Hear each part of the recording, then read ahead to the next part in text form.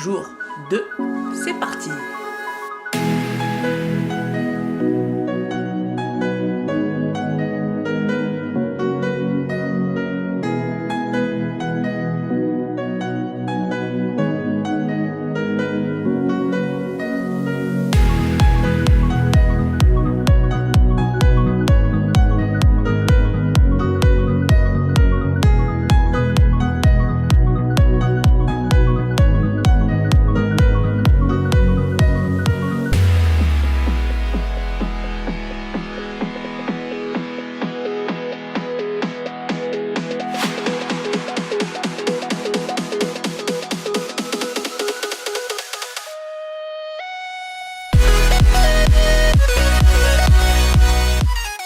Entrée pour le deuxième jour, avec cette fois-ci un plan et un petit calendrier des événements de la journée. Et donc là tout de suite je vais essayer d'aller voir le 5D Mark IV.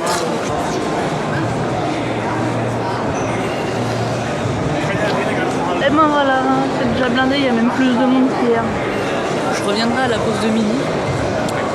J'espère qu'il y aura un petit peu moins de monde. Bon, petit changement de plan. Je vais aller d'abord ce matin visiter les halls que je n'ai pas visités hier. Il y en a 3. C'est pas ce qui m'intéresse le plus, mais bon, je suis venue jusqu'en Allemagne, c'est pas pour faire les choses à moitié. Et ensuite, je reviendrai vers ce que j'appelle les grandes marques en fin de matinée, sachant qu'il est 10h passées, vu que l'ouverture que vous venez de voir a eu lieu à 10h. J'ai un impératif vu que j'ai un train. Et je dois partir d'ici à 15h30. Ça me laisse 5 heures pour faire ce que je veux faire. Il y a 2 choses que je veux voir. Je veux retourner chez Fujifilm et chez Canon. Je vais essayer, alors je vous promets rien, mais je vais essayer d'avoir une présentation des produits que j'aime bien moi. Ça va vous permettre d'en découvrir aussi d'autres. Et je vais aller voir Peak Design. C'est de la bagagerie et des accessoires.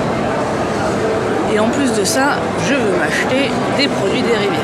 Ce que je vais faire, c'est que je vais aller les acheter en fin de journée, pour éviter de me balader avec sur moi toute la journée. Donc là, je vous parle en marchant, parce que où je vais, c'est très très loin. Enjoy the walk!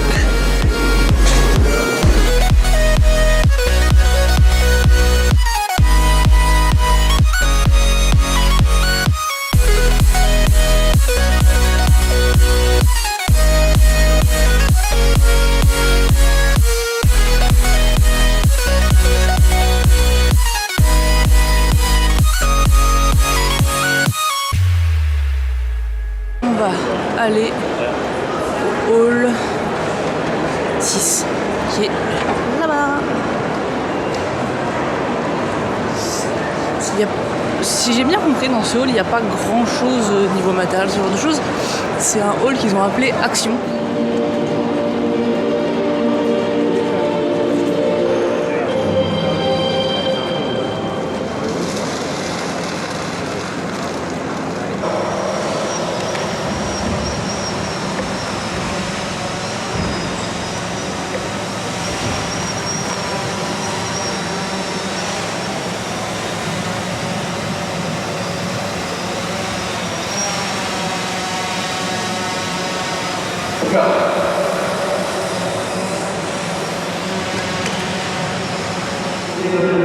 Voilà pour la petite présentation DJI.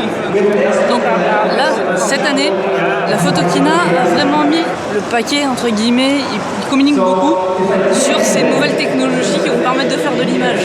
Parce que moi je vous parle beaucoup de photos, mais la Photokina c'est l'image en général, avec principalement la photo. Et quand vous voyez ce que sont capables de faire les drones, hier j'ai filmé une conférence d'Elaya Locardi justement chez DJI à propos de la photo aérienne. Et maintenant en fait, les drones étant équipés de caméras 4K, vous pouvez avoir des images en RAW avec des super qualités et donc traiter vos images. DJI vous pouvez prendre jusqu'à 5 images braquettées, donc c'est comme si vous faisiez du HDR avec votre appareil photo normal. C'est assez impressionnant et à la Photokina ils ont bien compris ça, c'est l'évolution aussi de la photo, ça en fait partie et ils mettent beaucoup l'accent là-dessus. Là par exemple je suis rentrée dans le hall 9, ouais, j'étais dans le 6 et regardez la première chose qu'on voit en rentrant,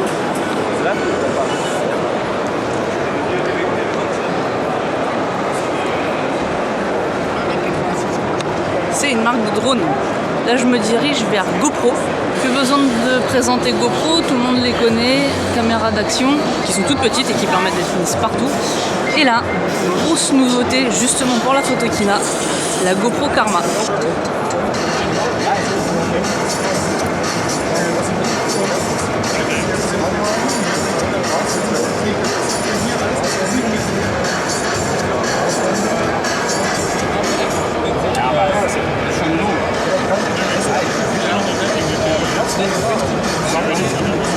Vous avez en fait la GoPro que vous pouvez adapter au système de stabilisation et au drone. Et c'est assez sympa. Donc voici le drone et vous pouvez adapter la caméra juste ici. Vous la déboîtez du gimbal et vous venez la mettre ici. Donc vous avez une caméra, un gimbal et un drone. Et pour le drone, vous avez toujours des super télécommandes. Alors là, c'est assez impressionnant. L'avantage, c'est que vous avez l'écran intégré à la télécommande, ce qui est rare. D'habitude, pour rajouter l'iPad ou ce genre de choses, vous pouvez connecter l'iPad, mais là, l'écran est déjà dans la télécommande et ça, je trouve que c'est un super bon point. Parce que pour quelqu'un qui n'a pas forcément un iPad dernière génération, c'est ça au moins à acheter. Donc, je passe de GoPro à Adobe. Pour ceux qui ne connaissent pas Adobe, c'est le groupe qui a créé Photoshop, Lightroom, Premiere, donc tout ce qui nous sert, nous, gens geeks, qui adorons la photo et la vidéo, pour traiter nos images. Je vais vous montrer quelque chose de sympa, qui est la Blogger Zone. C'est en fait un endroit pour tout ce qui est réseaux sociaux. Donc ça c'est un mur où on peut mettre tout ce qu'on veut. Et regardez, moi hier ce que je suis venu écrire. Et oui, je suis sur le mur de la Blogger Zone. Regardez les super belles photos. Je vous disais hier, dans le précédent vlog, regardez ce qu'on peut voir ici, quoi.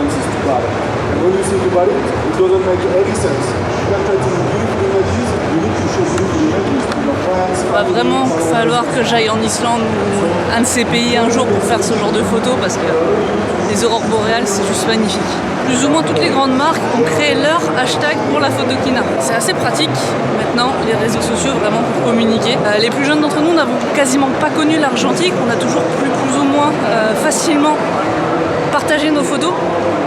Et c'est vrai que ça n'a pas toujours été le cas et quand on regarde en fait on a quand même super de la chance parce qu'on n'a pas à s'embêter plus que ça avec un ordinateur, une connexion internet, on peut faire ce qu'on veut alors qu'avant pour partager les photos, se faire connaître, c'était un peu plus compliqué quand même.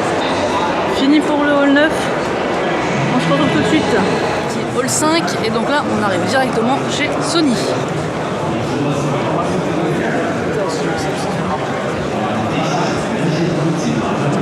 Avec une conférence en cours, en allemand.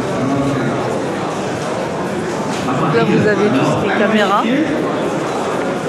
Alors caméra se dit en anglais, appareil photo se dit caméra en anglais, donc caméra et caméra, voilà c'est le là pour faire des photos, et là la gamme Alpha et Alpha R. Joli.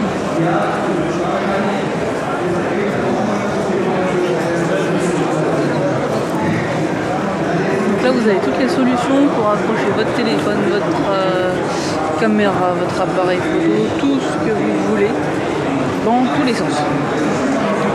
Ça pour ça ils sont balèzes.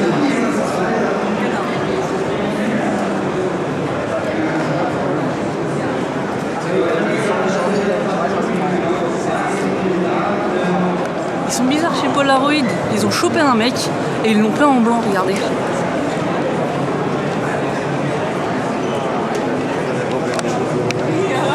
À mon avis, il va se faire remplir de peinture. On va dessiner sur lui parce que à ses pieds, il y a des bols pleins de peinture mais de couleurs.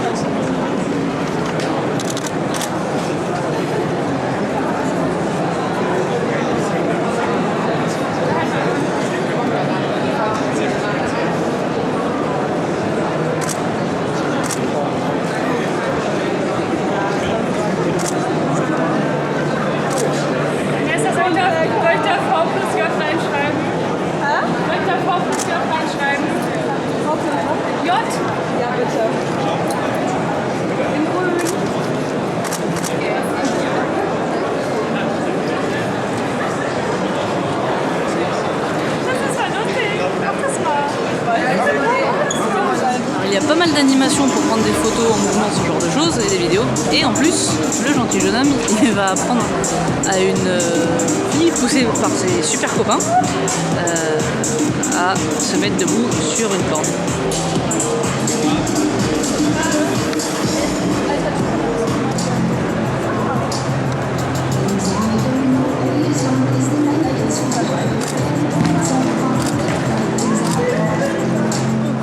Vers les halls qui sont un peu plus, pas fréquentés, mais avec des grandes marques, même si là il y a pas mal de choses chinoises apparemment, je ne connais pas en tout cas.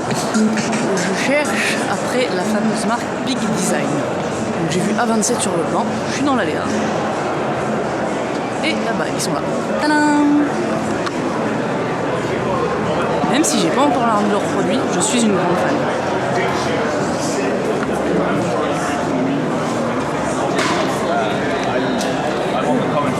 Là, leur grande nouveauté, c'est leur sac à dos. Ils ont un sac d'épaule évolutif et le sac à dos qui est juste là. Pareil, évolutif, et je voulais voir à quoi il ressemblait.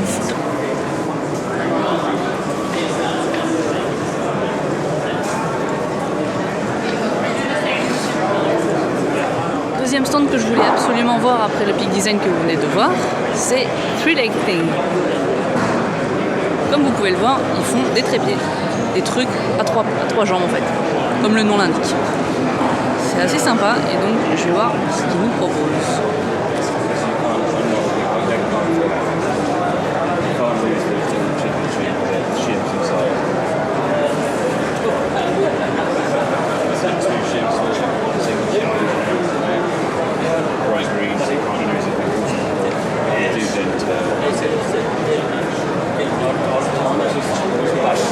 Voilà au stand Black Rapid, donc c'est ce que je porte ici. Hier j'ai fait la journée avec, pas mal à l'épaule, ça fait des années que je l'ai, va falloir vraiment que je vous fasse une vidéo vous présentant, c'est un petit produit qui coûte cher pour ce que c'est, faut être honnête, hein, c'est une lanière, mais j'en suis plus que contente et mon modèle ne se fait même plus. C'était un modèle féminin, le seul, et ils l'ont arrêté.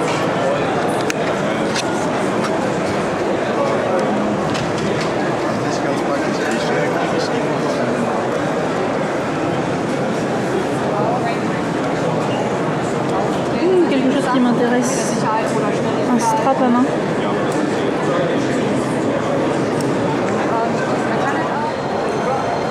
Je viens de vous faire comme promis une mission chez Canon pour le 5D Mark IV. Alors je n'ai malheureusement pas pu le filmer. Je voulais juste savoir par rapport au GPS intégré et au Wi-Fi intégré comment ça fonctionnait. Alors l'avantage du GPS intégré, c'est que vous avez deux modes. L'un où il fonctionne tout le temps, donc même quand la caméra est éteinte, ce qui veut dire que vous pouvez retrouver votre appareil photo avec une batterie complètement vide, ce qui est pas super. Et le deuxième mode, vous pouvez en fait l'activer et le désactiver quand vous le souhaitez. Et ça c'est plutôt pas mal. Ça évite justement de vider la batterie. Le GPS inclus est déjà sur le 6D. Le 6D, ouais, je vous dis pas de bêtises. Et justement, il n'y avait pas ce système de désactivage qui fait que la batterie elle dure pas longtemps du tout.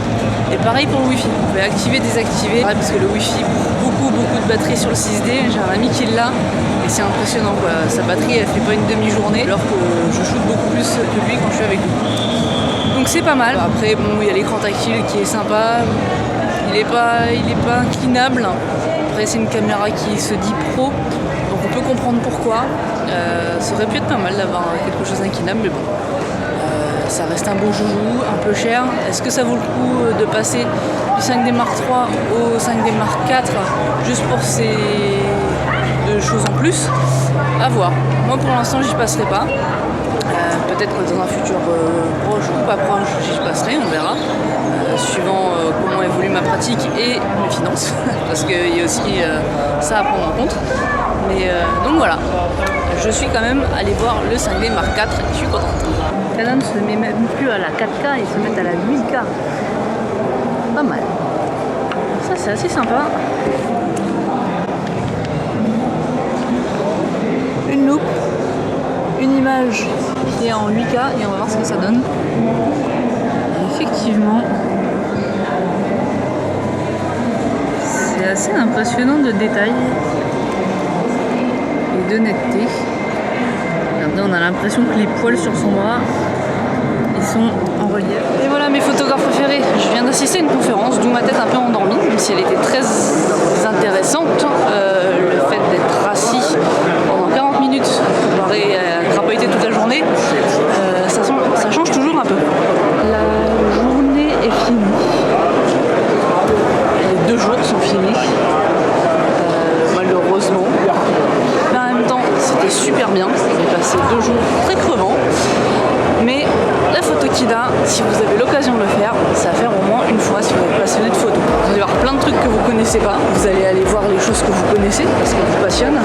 Et il ne faut pas hésiter à parler aux gens. Faut parler anglais ou allemand. C'est super intéressant. Si vous êtes un peu sociable, voire beaucoup, vous allez faire des contacts. Ça peut être pas mal. Tout le monde est là parce qu'il aime la même chose. Il y a beaucoup de monde. Si vous n'avez vu pas le monde, par contre, ne venez pas. Parce que là, vous allez vraiment péter un câble. C'est la fin de ce second vlog et je vous ai réservé 2-3 surprises pour des vidéos à venir où il va y avoir des produits plus que présentés. J'ai réussi à faire 2-3 interviews, alors elles sont en anglais, donc vous inquiétez pas, je vais vous mettre des sous-titres en français. Par contre ça risque de mettre un peu de temps à arriver parce que le sous-titrage j'en ai jamais fait, je vais en faire, mais faut que je vois comment je vais en faire en fait, comment je vais m'y prendre, comment on fait. J'espère que ces 2 vlogs vous ont plu, que ces 2 jours vous ont plu, et je vous dis, comme d'habitude, que quels que soient vos rêves, visez toujours la lune, car même en cas d'échec, vous atterrirez toujours dans les étoiles. Bye bye.